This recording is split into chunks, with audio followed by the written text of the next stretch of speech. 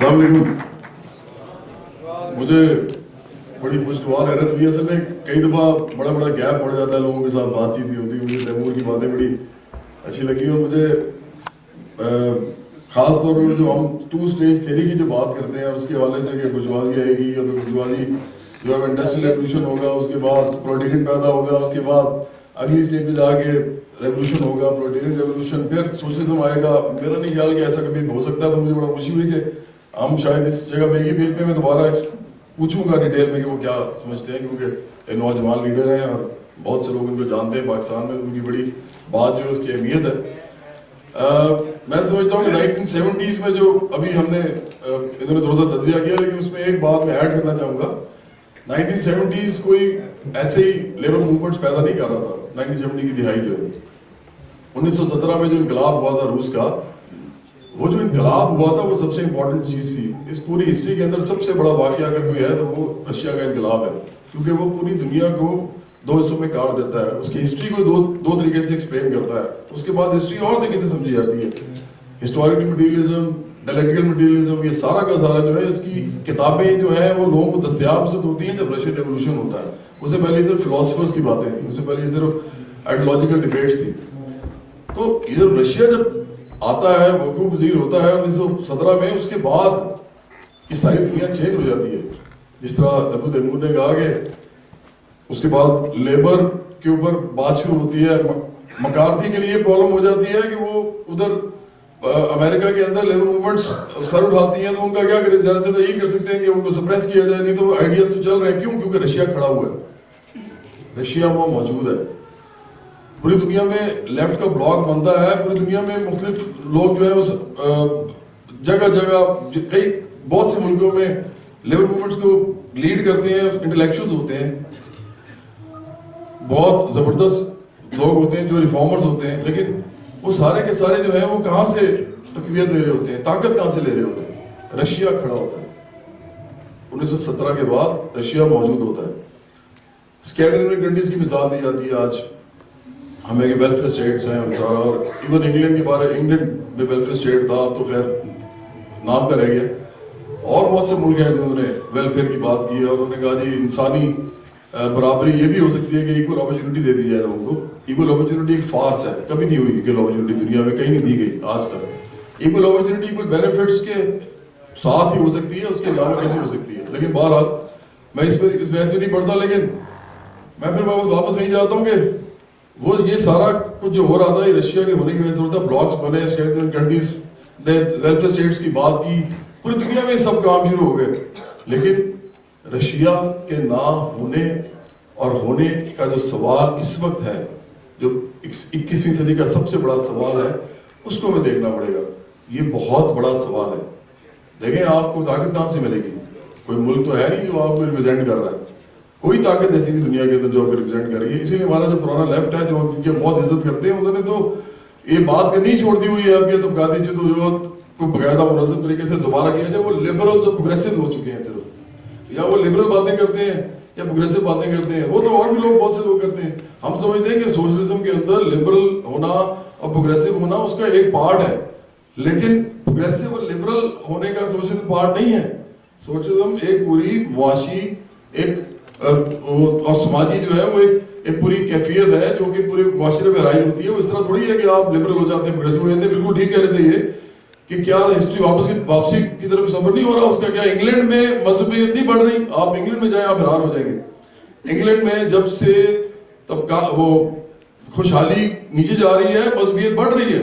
اور مذہبیت میں پھر کہوں گا کہ وہ نہیں ہے جس طرح تیمور نے بھی کہا کہ مطلب کسی شخص کی ذاتی مذہبی رائے کے حوالے سے ہم بات نہیں کر رہے. ہم بات کر رہے ہیں کہ مذہب کے اوپر پوری دنیا میں جہاں جہاں پر بھی گروہ بندی کی جاتی ہے اور اس کے ذریعے حکومتیں الٹی جاتی ہیں یا حکومتوں کو الٹایا کی کوشش کی جاتی ہے کہ کیونکہ یہ ہم سمجھتے ہیں کہ خدا نے یہ کہا تھا, ہم سمجھتے ہیں کہ خدا نے, اور بہت سی اور کتابوں میں اس طرح ہم سمجھتے ہیں کہ انہوں نے اس طرح کہا تھا. حالانکہ اس کی بہت سی انٹرپریٹیشن ہوتی ہیں. بہت سے لوگ ماڈرن انٹرپریٹیشن کر رہے ہوتے ہیں, کوئی کچھ اور طریقے سے کر رہے ہوتے ہیں. لیکن اس طرح کی گروہ بندی کر کے جب آپ معاشرے کو واپسی کی طرف کھینچتے ہیں, اس کو ہم کہتے ہیں مذہبیت, مطلب مذہبیت یا مذہبی جنونیت وغیرہ وغیرہ. لیکن سب سے امپورٹنٹ بات اس میں یہ ہے جو میں سمجھتا ہوں کہ ہمیں یہ دیکھنا پڑے گا کہ یہ جو مذہبی جمہوریت کی ہم بات کرتے ہیں, مذہبیت کی بار بار ہم بات کرتے ہیں, یہ کیا کہیں سے ایسی آ گئی اور ایسی ختم ہو جائے گی؟ جس طرح تیمور نے بھی کہا, میں بار بار اس کو کوٹ کروں گا کہ مجھے بڑا اچھا لگا, میں جو بولنا چاہتا تھا کافی سارا وہی بول گئے پہلے.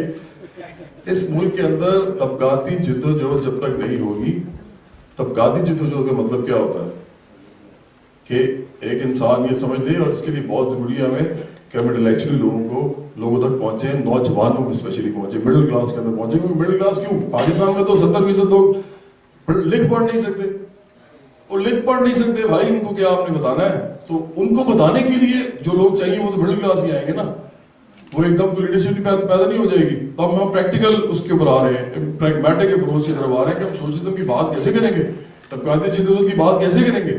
اس کا طریقہ بڑا ہمارے لیے ڈائریکٹ ہے. رشیا موجود نہیں ہے, بالکل نہیں, ہمیں زیرو سے سٹارٹ کرنا پڑے گا. لینن وغیرہ نے بھی زیرو سے سٹارٹ کیا تھا.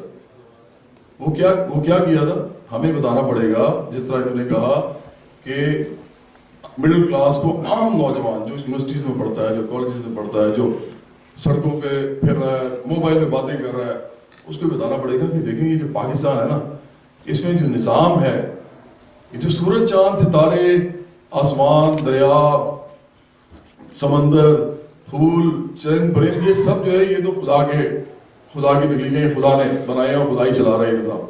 یہ سب ہوا جس طرح چلتی ہے, والکینک جو ایکسپلوژن ہوتے ہیں, یہ سارا کا سارا خدا کا ہے. لیکن کیا پاکستان کی جو پارلیمنٹ ہے, پاکستان کی پارلیمنٹ جو دستور بناتی ہے یا جس دستور پہ چلتی ہے, کیا وہ خدا نے بنایا ہوا ہے؟ وہ تو انسانوں نے بنایا ہوا ہے. کیا پولیس کا جو ایکٹ ہے یا جو فوج کے جتنے rules and laws and regulations ہیں, وہ کیا خدا نے لکھے؟ وہ تو انسان نے لکھے. اچھا, اسی طرح لیبر لا سارے وہ کس نے لکھے ہیں؟ خدا نے لکھے ہیں, وہ تو انسان نے لکھے ہیں.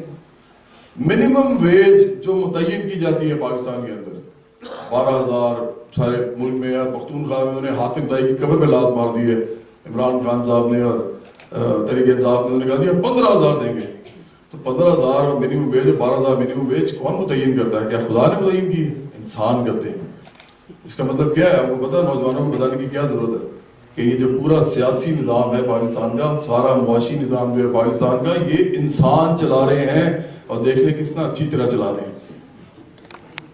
تو کیا اس کو چینج کرنا ہے کہ نہیں کرنا؟ اس کو کون چینج کرے گا؟ اس کو بھی تو انسان ہی چینج کریں گے یار. جب یہ بنائے خدا نے نہیں ہے تو پھر اس کو تبدیل بھی تو انسانوں نے کرنا ہے. تو ہم نوجوانوں سے یہی کہتے ہیں, ان کے پاس جاتے ہیں, ہم کہتے ہیں دیکھیں آپ لوگ اس بات سے نکل آئیں کہ یہ خدا نے کر دیا, یہ بھی خدا نے کر دیا, وہ بھی خدا نے کر دیا, دھماکہ ہوا خدا نے کر دیا, میں گر گیا مجھے چوٹ لگی خدا نے کوئی مجھے سزا دی ہوگی, میں گر گیا مجھے چوٹ نہیں لگی خدا کا بڑا شکر ہے. مطلب ہم ہر چیز خدا پہ اس طرح ڈال رہے ہیں جیسے یہ ہر چیز خدا کر رہا ہے. کیا دنیا اس ملک میں جو قتل ہو رہے ہیں, اس ملک میں جو چوریاں ہو رہی ہیں, اس ملک میں جو بہت ہی بدصورت بات ریپس ہو رہے ہیں, اس ملک کے اندر جو ظلم کیا جا رہا ہے لیبر کے اوپر, ورکنگ کلاس کے اوپر, اس ملک کے اندر جو غریب آدمی کا حال ہے, کیا وہ خدا کر رہا ہے؟ بھائی انسان کر رہے ہیں, یہ سارا کچھ انسان کر رہا ہے. تو یہاں سے سٹارٹ کرنا پڑے گا ہمیں. آپ بلیو کریں, اس وقت لیبر موومنٹس کی بات ہم کر رہے ہیں, ہمیں تو سب سے پہلے لیبر کو آرگنائز کرنے کے لیے جو کلاس چاہیے, جو انٹلیکچوئل چاہیے, جو مڈل کلاس کے اندر سے نوجوان چاہیے, ان تک جانے کے لیے ساری باتیں کرنی پڑیں گی, زیرو سے سٹارٹ کرنا پڑے گا. اس میں تیمور سے بالکل ملوں گا, ہم دوبارہ اس میں بیٹھتے ہیں. مجھے بڑا اچھا لگا ان کی ساری اسپیچ سن کے. انٹرنیشنل یوتھ ورکر موومنٹ کا قیام اسی لیے ہم نے اس کا عمل میں لے کے آئے, کیونکہ ہمیں لگتا ہے کہ اس ملک کے نوجوانوں تک پہنچنا پڑے گا سب سے پہلے. کیونکہ لیبر بھی جو ہے نا, اور جو ورکنگ کلاس بھی جو ہے, وہ بھی آپ کی بات اس طرح نہیں سن سکتی, وہ بھی ٹی وی دیکھتے ہیں. آپ کو پتا ہے ہم جا کے لیبر سے بات کرتے ہیں, لیبر کہتی ہے آپ بالکل ٹھیک کہتے ہیں. گھر جاتے تو تحل القادر میں عمران خان کی اسپیچز لگی ہوتی ہیں, ہماری باتیں بھول جاتے ہیں. وہ کہتے ہیں یار پتہ نہیں کیا کہہ رہے تھے, یہ بھول گیا ہے, یہ جو کہہ رہے ہیں یہ پتا ہے, روز ٹی وی پہ ہر چینل پہ لگا ہوا ہے. تو دیکھیں بار بار ادا کروانا بار بار نہیں کروا سکتے آپ کو. You need a brigade of people for that. آپ کو بہت بڑا لوگوں کا ایک مجمع ہجوم چاہیے, جو جب نکلے اپنے نعروں کے ساتھ تو وہ خود بھی جانتے ہوں, اور جو نعرے وہ لگا رہے ہوں وہ نعرے بھی لوگوں تک پہنچا سکیں پورے مطلب کے ساتھ. اتنی زیادہ آپ کو اس ملک کے اندر لیفٹ کی جو ہے وہ موومنٹ کریٹ کرنی پڑے گی. اور نوجوانوں سے یہ سٹارٹ ہوگی. میں سمجھتا ہوں کہ پاکستان کے اندر اگر اب کسی کے ہاتھ میں مذہبی جنونیت، مذہبی انتہا پسندی، اس کی تالے کی کنجی ہے تو وہ نوجوانوں کے پاس ہے ان دا فرسٹ فیز، اور اس کے بعد ہی آگے بڑھے گی اور لیبر میں بھی جائے گی، ورکنگ کلاس میں بھی جائے گی. اور انشاءاللہ مجھے یقین ہے، میں آپ کو کہوں کہ پاکستان جب مارکس نے کہا تھا نا سرپلس ویلیو کی، جب اس نے بات کی تھی، سب سے بڑی بات ہی وہی ہے. ہم اسی کی بات بار بار کرتے ہیں. وہ کون پیدا کرتا ہے ساری دنیا کی دولت؟ آج 80 لوگ ہیں دنیا میں، 80 لوگ صرف، ان کے پاس اتنی دولت ہے جتنی 3.5 ارب لوگوں کے پاس ہے. 80 لوگوں کے پاس اتنی دولت ہے جتنی 3.5 ارب لوگوں کے پاس ہے. یہ کیا نظام ہے؟ یہ کس قسم کا غیر انسانی یہ نظام ہے؟ اور اسی طرح 100 لوگ جو ہیں، صرف 100 لوگ دنیا کے اندر، ان کی اینول انکم 1 سال کی جو آمدنی ہے، صرف 1 سال کی آمدنی، وہ اتنی ہے کہ وہ اس دنیا کی ساری غربت، اور غربت جو ہے نا ملٹی ڈائمینشنل لفظ ہے، غربت کے اندر بھوک بھی آ جاتی ہے، تعلیم بھی آ جاتی ہے، صحت بھی آ جاتی ہے، روزگار بھی آ جاتا ہے، سب کچھ آ جاتا ہے. تو وہ کہتے ہیں کہ پوری دنیا کی جو پاورٹی ہے اس کو صرف 100 لوگوں کے پاس اتنی دولت ہے کہ ان کی 1 سال کی جو آمدنی ہے وہ 1 دفعہ نہیں ختم کر سکتی، 4 دفعہ ختم کر سکتی ہے. یہ کیا دنیا ہے جس میں ہم رہ رہے ہیں؟ نوجوانوں کو سمجھنا چاہیے کہ یہ دنیا وہ دنیا نہیں ہے جس کا وعدہ کیا گیا ہے. وہ کہتے ہیں نا وہ دن کے جس کا وعدہ ہے وہ ایسے نہیں آئے گی، آپ کو کچھ کرنا پڑے گا. اور سب سے پہلے سمجھنا پڑے گا کہ دنیا ہم نے چلانی ہے. پہلے بھی ہم میں سے ہی کچھ غاصب لوگ چلا رہے ہیں، اپنے ہاتھ میں لے کے آنی ہے. اور جب یہ دنیا نوجوانوں کی، مزدوروں کی اور کسانوں کی ان کے ہاتھ میں آئے گی تو اس کے بعد یہ دنیا جو ہے یہ گلو گلزار ہو جائے گا. بہت شکریہ.